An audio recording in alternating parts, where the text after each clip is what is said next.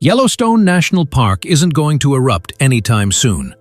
But whenever it does, it's likely to be a massive, hot, gushing lava flow.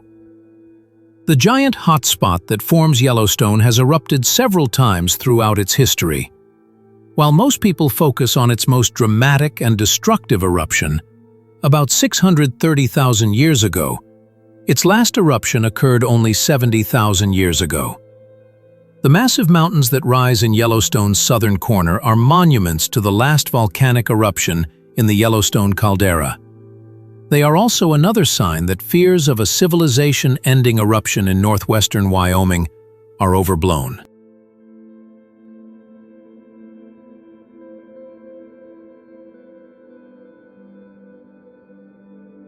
Lava flows are the most likely form of activity in the future, said Mike Poland, the scientist in charge of the Yellowstone Volcano Observatory. And even that is highly unlikely. Yellowstone's last eruption was a rhyolite lava flow about 70,000 years ago. The area where it occurred, now known as the Yellowstone Plateau volcanic field, is one of the largest rhyolite fields on the planet. Rhyolite is the most silica-rich volcanic rock. Silica content is a key factor in determining the behavior of a volcano's eruptions. The more silica, the less fluid it flows. It's difficult for many visitors to Yellowstone to grasp the scale of Yellowstone's most recent eruption.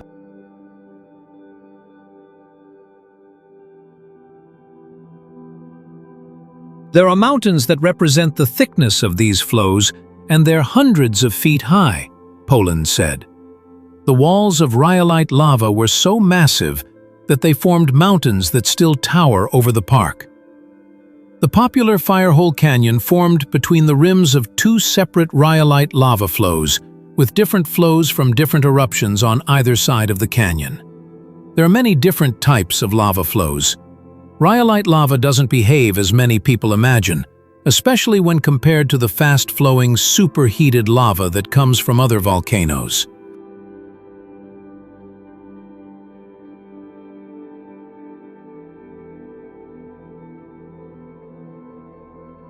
Rhyolite lava flows aren't rivers of red molten rock rushing across the landscape or forming channels at speeds of miles per hour, Poland said.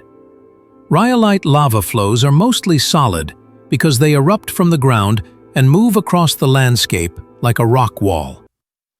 Rhyolite lava is also relatively cool by volcanic standards. While these lava flows are still very hot, over 1,000 degrees, they aren't hot enough to cover the surface smoothly and quickly, like the lava seen erupting from volcanoes in Hawaii and Iceland. Instead, rhyolite lava creeps across the landscape, building ever higher walls at the front as the mostly solid but still fluid lava is forced to the surface.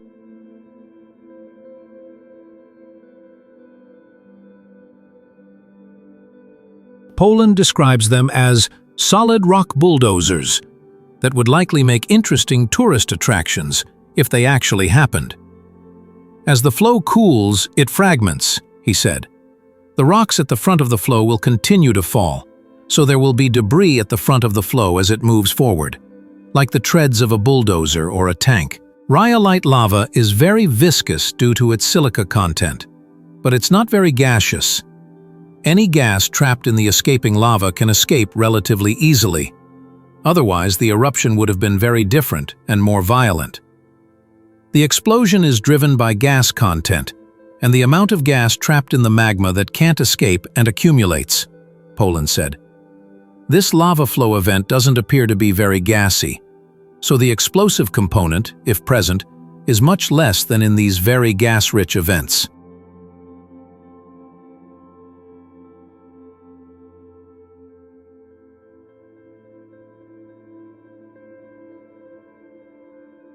Poland calls it an event because there are several rhyolite lava flows in Yellowstone. More than 30 have been documented, and while all are massive, none are explosive. Yellowstone lava flow eruptions have large volumes of lava and tend to be less gassy, he said, like a non-carbonated soda. Poland added that these lava flows have a history of coming in waves, followed by long periods with little or no activity. This is a clear sign of recent volcanic activity in the park's history and the likelihood of future events. You have a few lava flows, then tens to hundreds of thousands of years of nothing, he said. Then there were some lava flows, then tens to hundreds of thousands of years of nothing. Right now, we're in one of those periods of nothingness for tens to hundreds of thousands of years.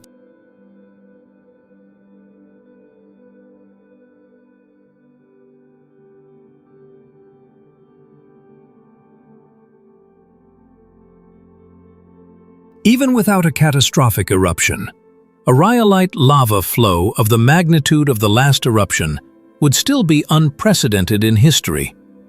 Fortunately, Yellowstone didn't have the guts to do so. Several studies have concluded that Yellowstone's magma chamber is mostly filled with solid magma. While there is still liquid magma churning deep within, it's not enough to create the conditions for an eruption. A high-resolution map of Yellowstone's magma chamber was released in a study published earlier this year. The map revealed that very little of the magma within is liquid, significantly reducing the likelihood of an eruption.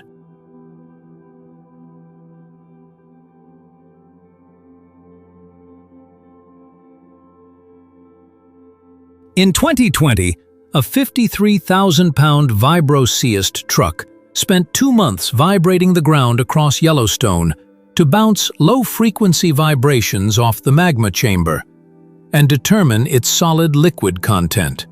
These results also concluded that the magma chamber is mostly solid. This confirms what we've always believed, Poland said. The conditions for a volcanic eruption simply aren't there yet. Rhyolite lava flows have been observed and studied in recent years. The last eruption of Mount St. Helens in 2004 resulted in the creation of a new lava dome in the caldera, formed by rhyolite lava that erupted from the earth and reached the surface.